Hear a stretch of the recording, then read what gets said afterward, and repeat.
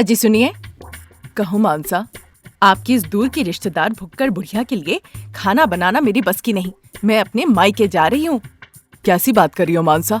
उस बुजुर्ग महिला का हमारे सिवा और कोई भी नहीं है। उसे कहाँ भेजे बताओ? मेरी दीदी अनामिका के यहाँ भेज देते हैं। क्या कह रही हो मानसा? तुम्हारी दीदी अनामिका का परिवार बहुत गरीब है। उन्हें तो 2 वक्त की रोटी के लिए भी सोचना पड़ता है। ऐसी हालत में अगर हम हमारी भुक्कड़ दादी को वहां भेज दे तो कैसे चलेगा? वो कहीं नहीं जाएगी, वो यहीं पे रहेगी। तो मैं फिर अपनी मायके जा रही हूँ। उस भुक्कड़ दादी के लिए आप खुद खाना बनाइए, मुझसे उनके लिए खाना पकाना नहीं होगा, कहकर सुमन दरवाजे की ओर बढ़ी। सुमन घबराकर मानसा का हाथ पकड़ लिया। अगर तुम मायके चली गई तो मेरा क्या होगा मानसा? आपकी भुक्कड़ दादी है ना, उनके साथ रहिए। अभी भी वो 2000 का खाना ऑर्डर करके डाइनिंग टेबल पर बैठकर खा रही है। मानसा की ऐसी बातें सुनकर सुमन हैरान रह गया। क्या कह रही हो मानसा?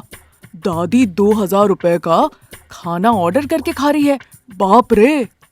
सुमन गुस्से में दांत पीसते हुए डाइनिंग टेबल की ओर जाता है। मानसा के कहे अनुसार टेबल पर खाने के खाली पैकेट पड़े थे। 70 साल की दादी सुशीला बड़े चाव से खा रही थी। सुमन उन्हें गुस्से से देखता है।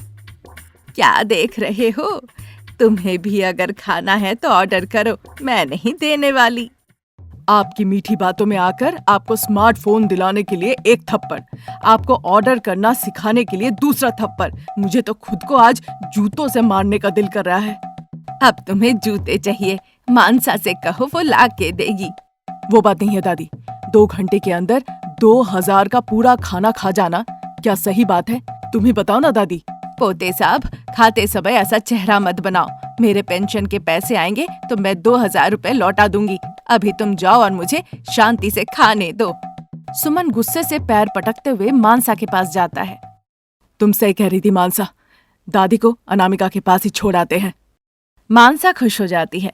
दूसरी तरफ व्हील चेयर पर बैठे प्रसाद की देखभाल उनकी गरीब पत्नी शारदा और बहू अनामिका बड़े प्यार से करती थी। वो उन्हें समय पर खाना और दवाइयाँ भी देती थी। माँ जी, मैं काम पे जा रही हूँ। ध्यान से जाना बहू। अनामिका घर से निकल के एक कपड़े के दुकान में जाती है। वो कपड़े के दुकान में सेल्स गर्ल का काम किया करती थी। पति रमेश मैकेनिक का काम किया करता था।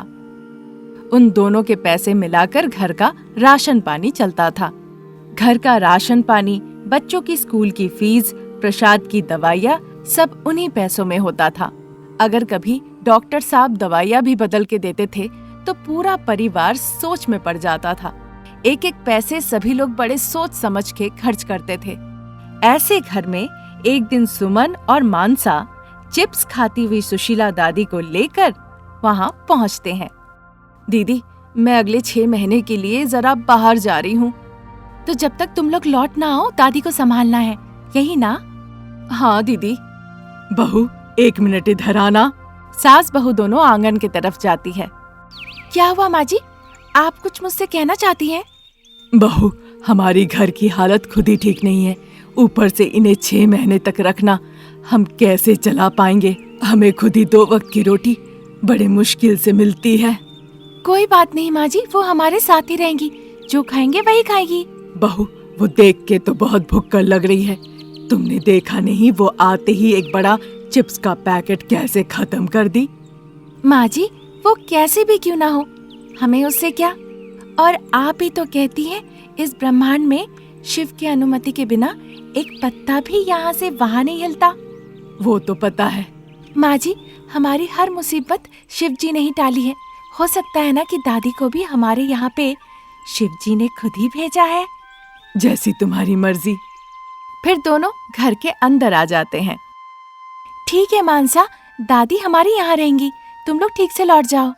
मानसा और सुमन चले जाते हैं। तब तक सुशीला चिप्स खत्म कर चुकी थी।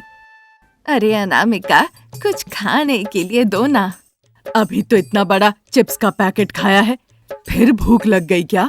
हाँ, मुझे भूख लगती है। हमेशा मुझे कुछ ना कुछ चाहिए, नहीं तो मैं पागल हो जाऊंगी। सुन ली ना बहू, मैंने जो कहा था वो सच है। ये बहुत बड़ी पेटू है, दिन भर इनका मुंह चलता है, खा खा के लोगों को पागल कर देती है। इसीलिए तुम्हारी बहन ने भी बड़े चालाकी से यहाँ पर छोड़ के गई। माँ जी, आप जाके पिताजी के पास बैठिए तो। ठीक है बहू, कमाती भी तुम हो और खर्च भी तुम ही करती हो, बेकार का मैं सर दर्द क्यों लूं? शारदा गुस्से में वहाँ से चली जाती है।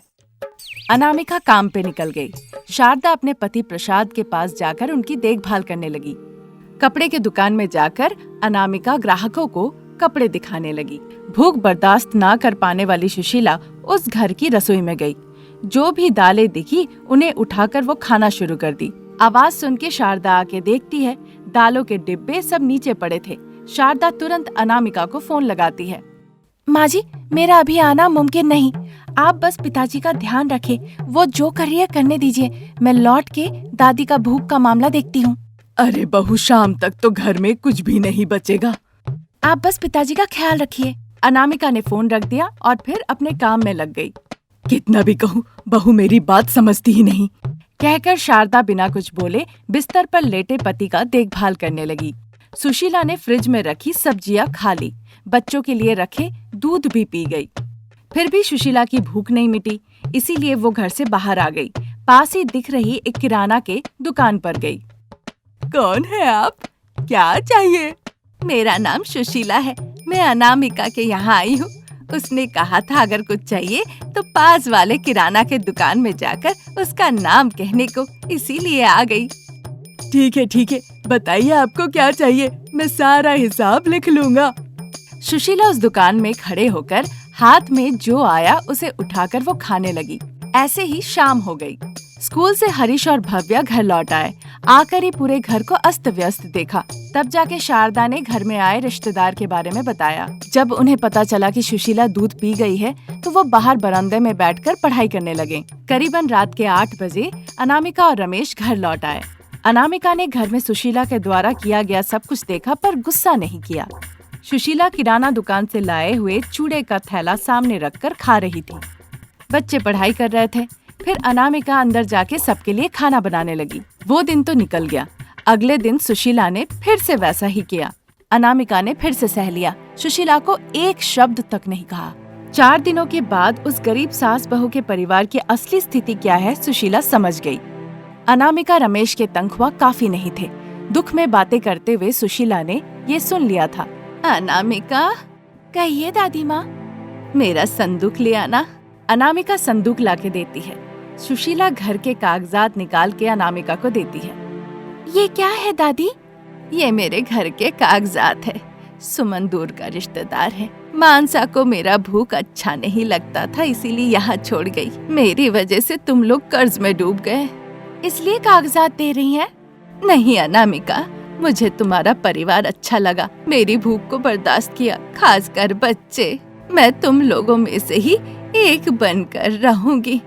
तुम लोग कम में भी बहुत खुश रहते हो, ये अच्छा लगा। हमारे साथ ही रहिए, हम मना तो नहीं कर रहे दादी, पर ये कागज। मना मत करो बेटा, दिल से दे रही हूँ, रख लो। ले लो बहू, दादी खुशी खुशी हमें दे रही है। उनका मन भी ममता चाहता है, वो हमारे साथ ही रहेंगी। अनामिका ने वो कागजात ले ली। उस दिन के बाद से सुशीला ने अपने भूख को भी कम कर दी और उनके साथ मिलजुल कर खुशी खुशी रहने लगी। जब सुमन मानसा को उनकी इतनी बड़ी संपत्ति के बारे में पता चला तो अफसोस के सिवा और कुछ नहीं रहा।